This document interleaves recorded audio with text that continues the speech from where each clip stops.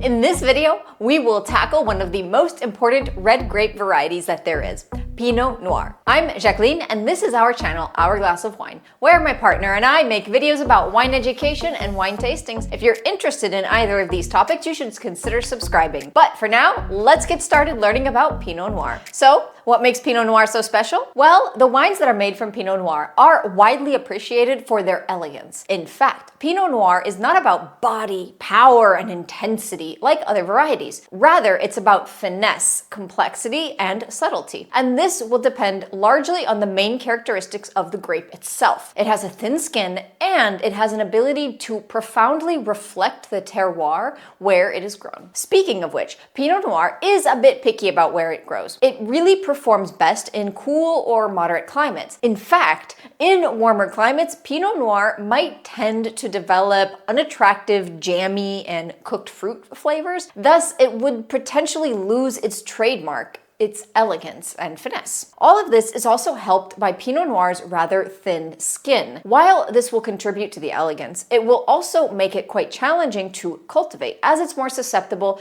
to vineyard hazards like rot, diseases, frosts, and demands a little extra care from the growers. The thin skin will also explain Pinot Noir's main characteristics in the glass. Typically, with Pinot Noir, we're looking at medium-bodied red wines with a noticeably high acidity, which will actually make them refreshing and fantastic to pair with food. There will also be generally medium and smooth tannins. When you take a sniff and a sip of Pinot Noir, expect delightful flavors and aromas of fresh red fruits. Think cranberries, cherries, maybe raspberries and plums too. There'll be some floral notes like violets and roses that might be common. And Pinot Noir is a grape that can age beautifully. With time, it can develop fascinating tertiary aromas of mushrooms, damp earth, forest floor, and leather. And in the winery, it's also an incredibly versatile grape for winemakers to work with. The use of oak barrels may be quite common with Pinot Noir. When used carefully, the gentle notes of vanilla and spice that can come from oak will complement Pinot Noir's delicate flavors very nicely. Although winemakers must be careful to not overwhelm the grape's delicate characteristics with too much oak. Alternatively, fermenting and aging in stainless steel is also very common, and this will result in a fresher, more fruit-forward, youthful Pinot Noir. Of course, we can't forget about the sparkling wines that Pinot Noir can make. Alongside Chardonnay, Pinot Noir is one of the most important grapes used in making champagne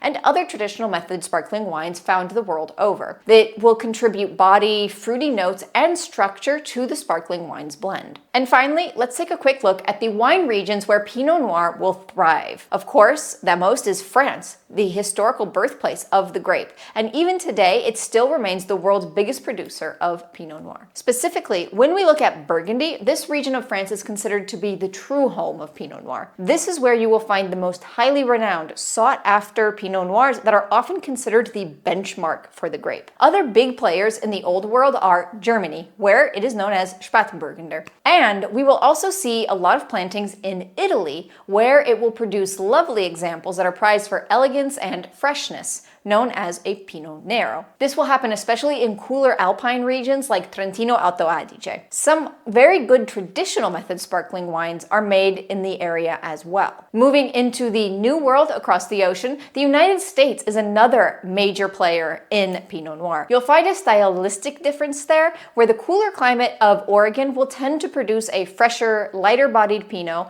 often drawing comparisons to Burgundy. But if we go south, the generally warmer conditions in certain parts of California will allow for riper fruit notes and fuller-bodied wines. Also, both Australia and New Zealand are known for producing significant amounts of excellent Pinot Noir wines, often containing vibrant fruit profiles. And that is it for our very quick exploration of Pinot Noir. I hope you enjoyed this video, and if you did, consider giving it a like below and subscribing to the channel to support our work. It would be greatly appreciated. If you want to continue your wine learning journey, I recommend that you watch this series of videos here about other grape varieties. I will see you over there. Bye!